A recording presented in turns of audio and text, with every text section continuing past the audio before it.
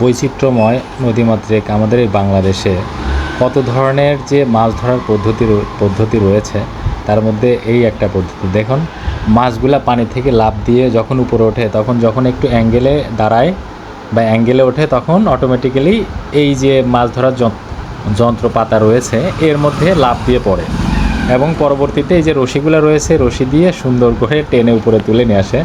খুবই সুন্দর একটা অভিনব পদ্ধতি। এটা অনেক বছর ধরেই আমি দেখেছি, আজকে সরজমিনে আরও একবার দেখলাম। খুবই সুন্দর।